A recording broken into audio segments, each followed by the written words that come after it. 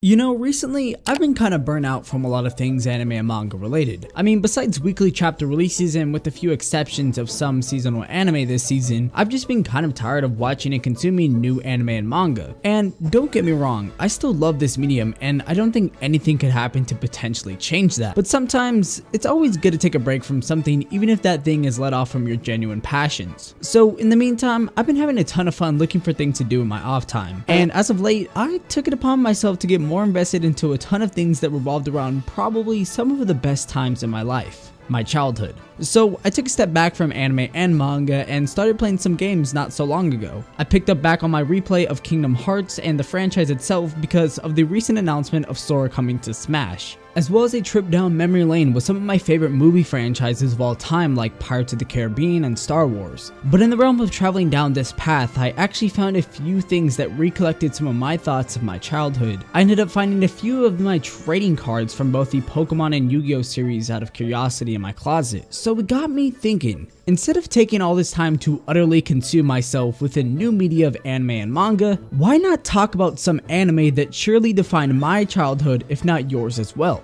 So pretty much that's why in today's video I wanted to take this longing walk on some things that made up my childhood in ways that definitely defined where I'm at today in terms of content creation and just this medium I consume. And as always, before we hop into the video any further, make sure to subscribe to the channel if you have not already. That way you can keep up with all your favorite anime and manga content here on the channel. And also don't forget to turn on the bell notifications, that way you stay up to date with everything anime and manga also here on the channel. So without any further delay, these are the anime that defined your childhood.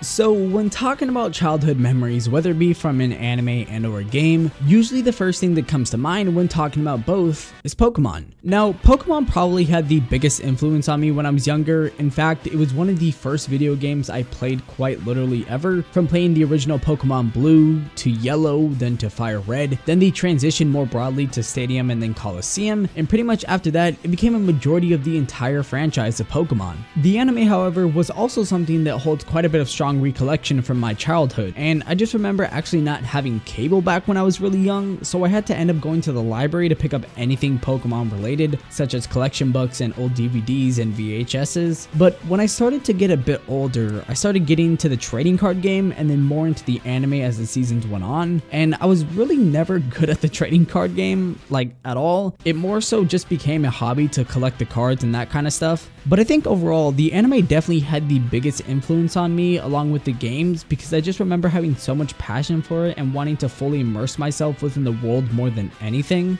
And I'm sure that was the same case for most of you as well if you were as big into it as I was when I was younger. But regardless, I think Pokemon holds a huge influence within the medium, and especially within the anime holding as strong as it is even nowadays, with who knows how many seasons, movies, and spin-offs of it has. But Pokemon overall has played a huge part within my childhood, and I don't doubt it played a huge part in one of yours either.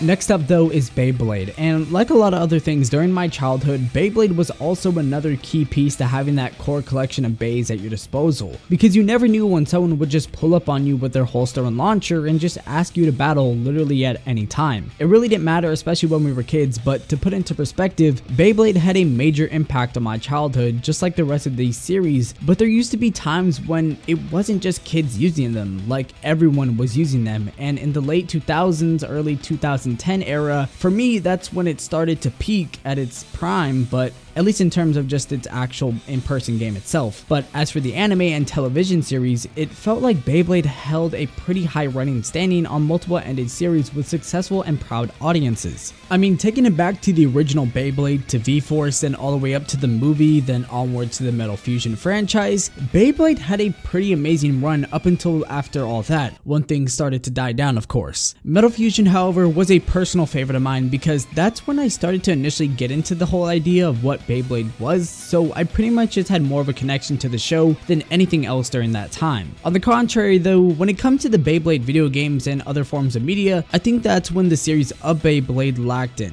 Mainly because of the personal style of what the concept of Beyblade was, it was kind of hard to really put that into perspective of other forms of media, but from what we received, it definitely was something incredible, and the anime experience held up a great story with great plot devices to be used to have us, the watchers, indulge ourselves into the actual game itself. Either way though, if you missed out on this experience, I definitely would say give it a chance now, because it's really never too late to miss out on this experience.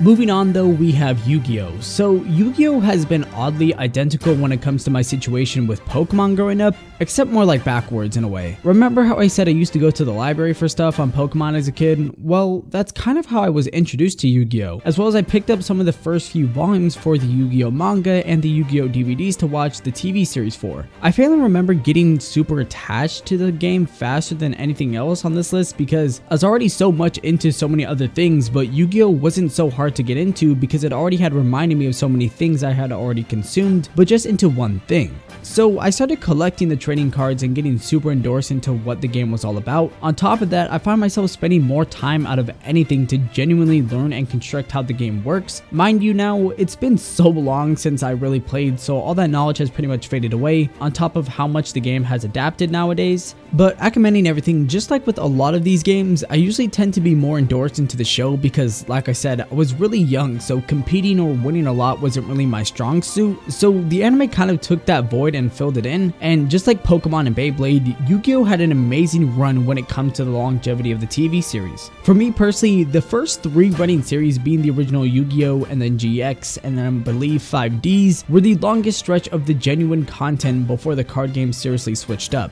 After that, I lost interest in mainly the game, but then the anime came quickly after. All in all though, Yu-Gi-Oh! Has been such an impactful series in my childhood, and even now the community holds pretty strong for the game, so I don't deny it probably being remembered in your childhood as well.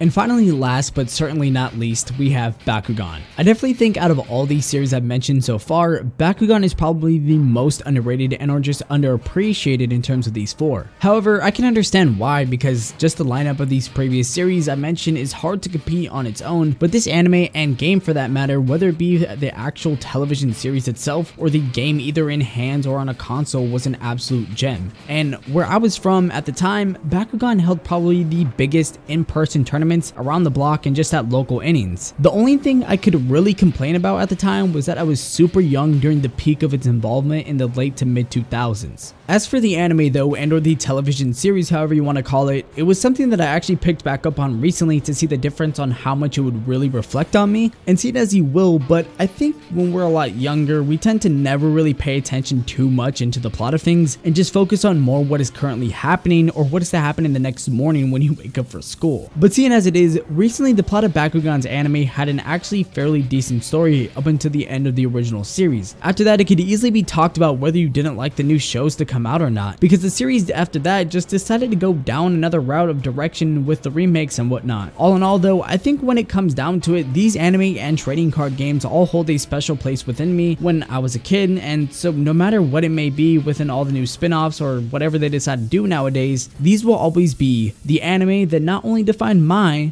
but your childhood.